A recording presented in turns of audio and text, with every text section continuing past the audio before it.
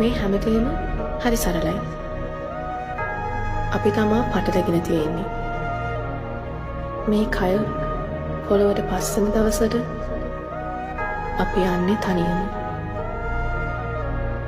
අපි ආදරය කරන හැමෝම දාලා තනියම. මේ විදිහට පේන්න, ඇහෙන්න, හිතන්න හම්බුන හිතින්.